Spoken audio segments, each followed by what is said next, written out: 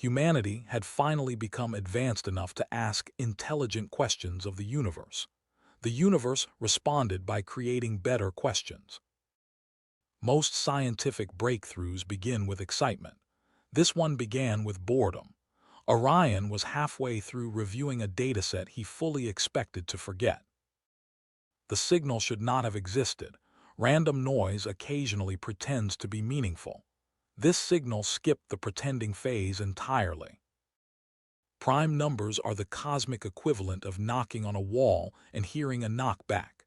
Somebody, somewhere, was demonstrating that they understood mathematics. Scientists are often portrayed as fearless explorers of truth. In practice, they spend a surprising amount of time arguing over whether truth has filled out the correct paperwork. Within 48 hours, humanity developed 7,000 theories and approximately 3 useful ideas. Professor Rowan Thorne had spent 67 years studying language. The signal disturbed him because it felt less like communication and more like recognition. The transmission was adapting. Whatever generated it had apparently realized somebody was listening. History tends to arrive quietly. Only afterward do people decide it was a historical moment. For 3 weeks, humanity had attempted to talk to the signal. The signal finally decided to speak first. The message contained only 6 words. I have been waiting patiently. Humanity's first confirmed message from another intelligence was immediately followed by humanity's first coordinated attempt to prove it was a software bug. For one brief week, humanity achieved something remarkable. Nearly everyone was arguing about the same thing.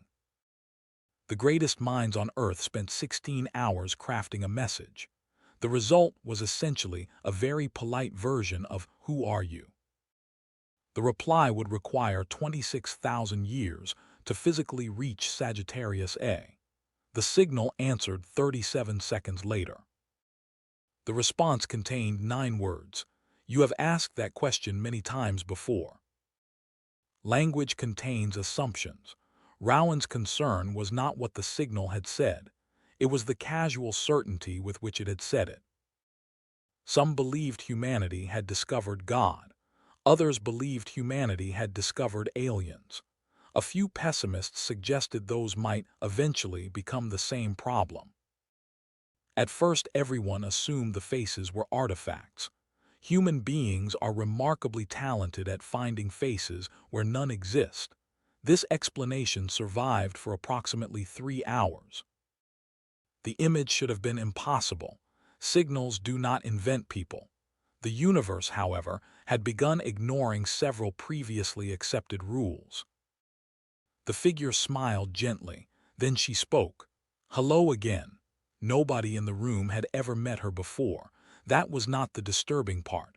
The disturbing part was that every person present briefly felt as though they had. Humanity had prepared extensively for first contact. Unfortunately, most preparation involved giant antennas and mathematics. Almost none involved coping with the emotional discomfort of being greeted like an old friend by someone living inside a black hole. Orion eventually asked the obvious question, "Who are you?" It was not humanity's most original contribution to diplomacy, but it remained surprisingly effective. The young woman smiled thoughtfully. That depends on how many answers you would like. The shortest answer is Astra. The longer answer would require approximately 4 billion years. Within days, Astra became the most recognized face in human history.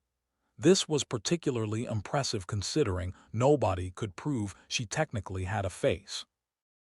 Rowan admitted something he rarely admitted.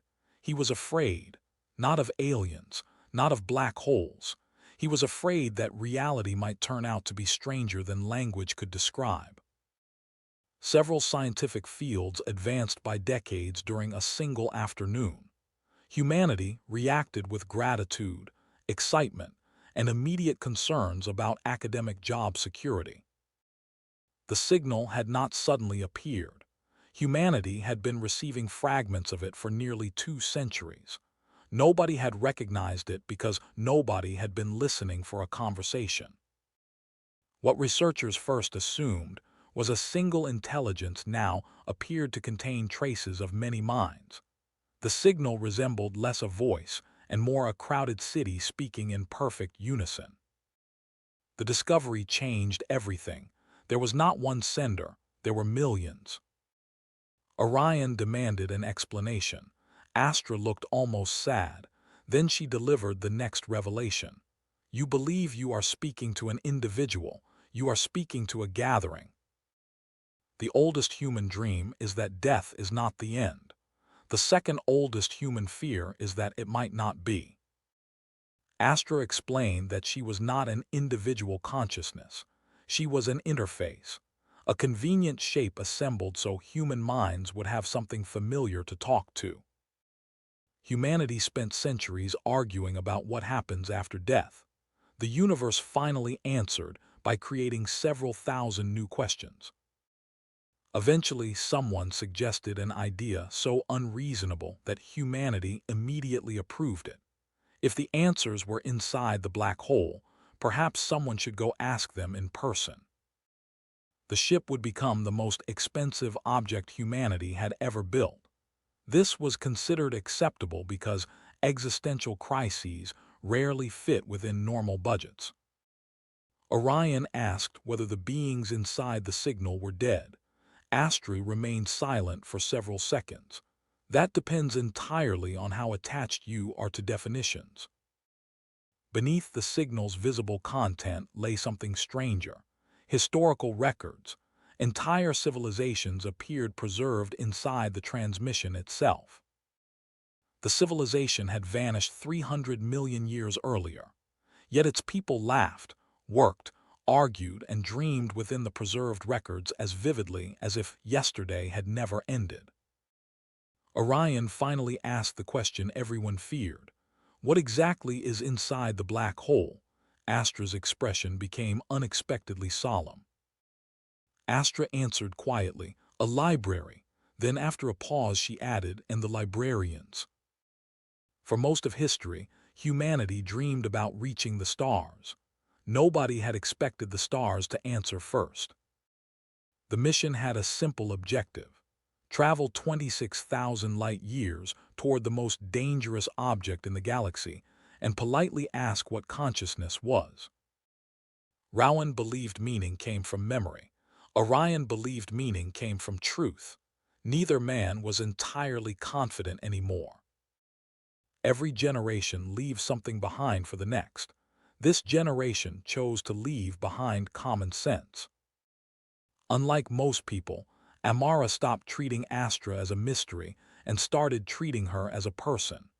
The universe appeared strangely appreciative of the distinction. Space is often described as empty.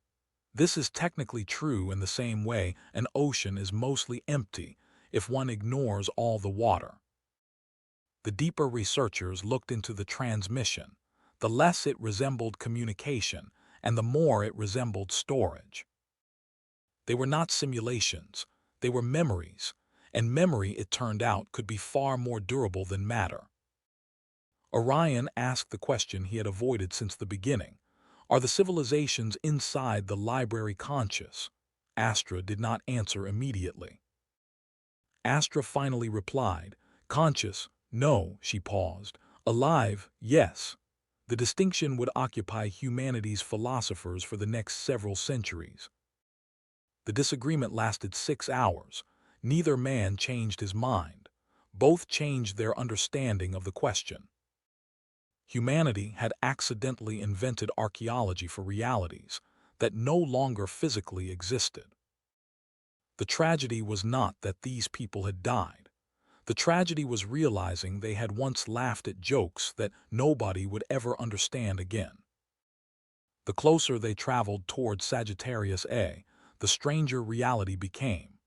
Space itself appeared increasingly unwilling to behave professionally. Nobody had built them recently. The disturbing possibility was that somebody had built them at all.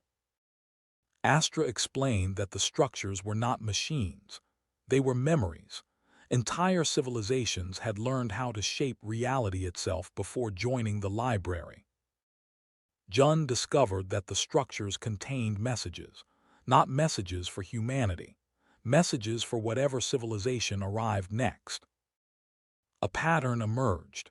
Regardless of biology, culture, or age, every advanced civilization eventually became obsessed with the same question: would anything remember them? The black hole no longer resembled an astronomical object. It resembled a wound in reality large enough to swallow history itself. Orion asked the question quietly. Who built the library? Astra stared into the darkness. Nobody built it, she said. It grew. Libraries are usually built from stone, paper, or silicon. This one appeared to be built from a more durable material: experience. Jun discovered that Sagittarius A was not storing information. It was processing it.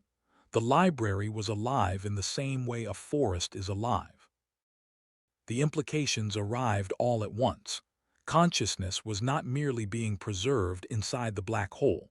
Consciousness was becoming part of it. Astra explained that every sufficiently advanced civilization eventually discovered the same truth. Matter forgets. Consciousness remembers. Humanity had expected the edge of the black hole to resemble destruction.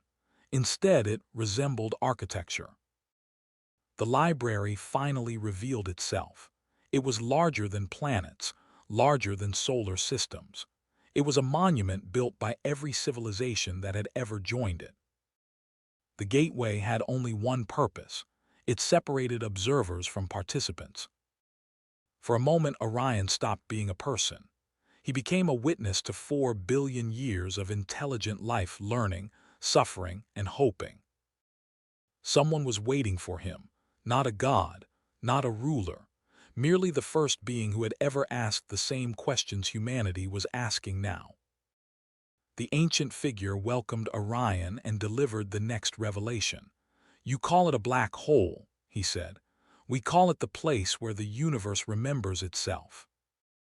The first listener explained that intelligence was far rarer than humanity had imagined, not because life was uncommon, but because most universes forgot themselves before anyone could ask questions. Long before stars formed in the Milky Way, another civilization discovered that reality itself behaved like memory. Events did not simply occur.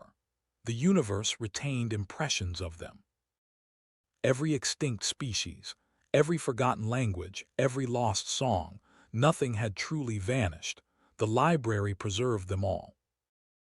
Then Orion noticed something horrifying. Parts of the library were dying. Nothing lasts forever.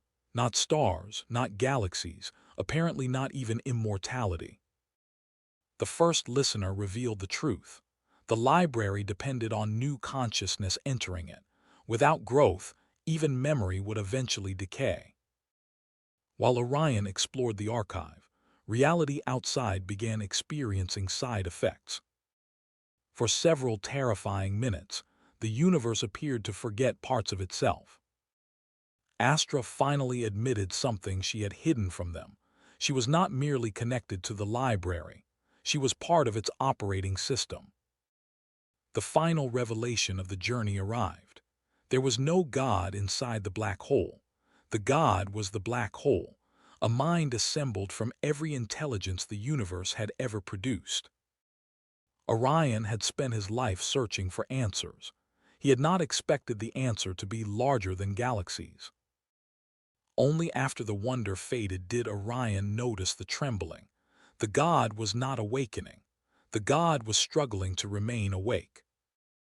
The library had protected histories for billions of years. Now some of those histories were being erased for a second and final time. The numbers became impossible to ignore. Entire archives were vanishing faster than they could be measured.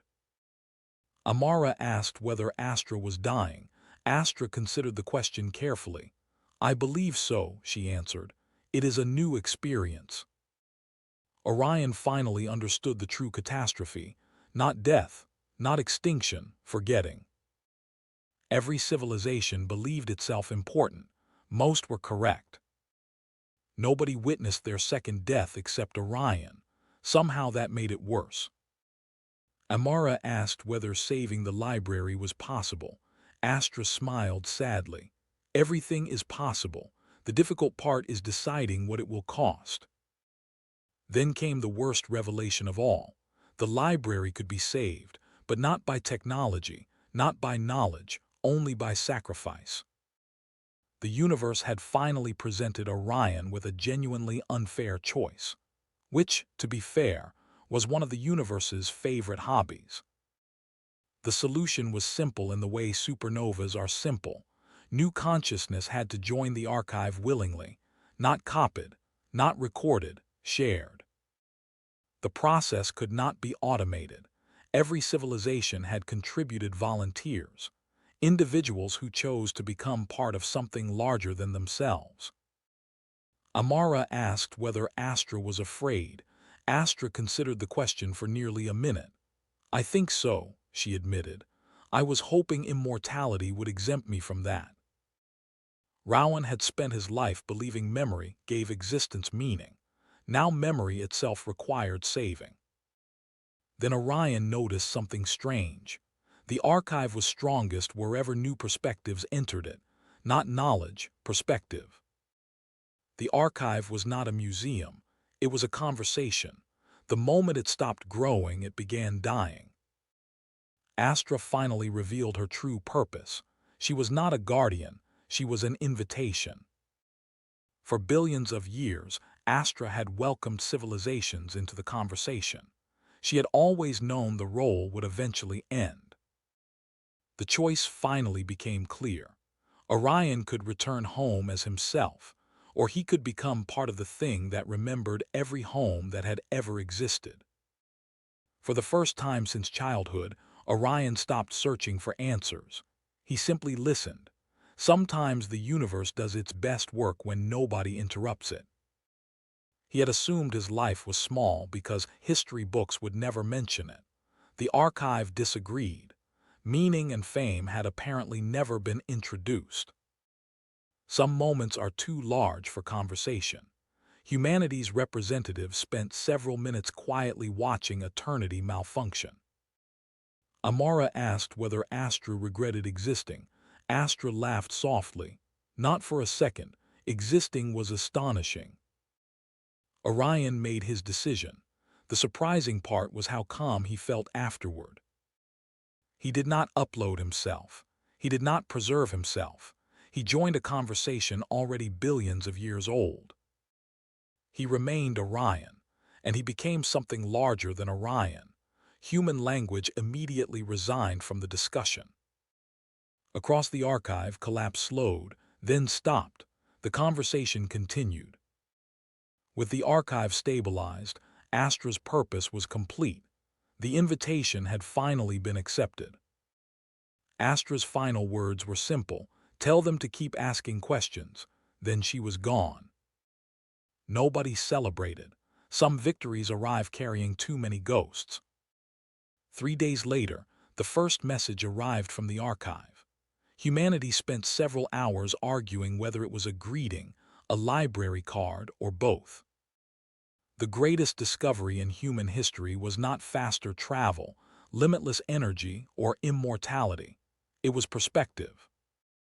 Orion discovered that individuality was not lost within the archive. It simply stopped being lonely. Eventually, Orion inherited a responsibility older than most galaxies. Somebody always had to welcome the next question. The universe looked exactly the same afterward, which was comforting. Mountains rarely feel obligated to acknowledge philosophical breakthroughs. She liked to imagine Orion was still out there somewhere. Technically, he was everywhere, but that felt difficult to fit on a postcard. At last, Orion understood the answer he had been chasing since the beginning. Existence was not meaningful because it lasted forever. Existence was meaningful because it could be shared. The conversation continued. It always would, not because anything was permanent, but because curiosity kept introducing itself to the darkness. The universe never learned how to live forever. Instead, it learned something better. It learned how to remember, how to share, and how to keep asking questions. For a cosmos assembled from exploding stars and improbable accidents, that seemed more than enough.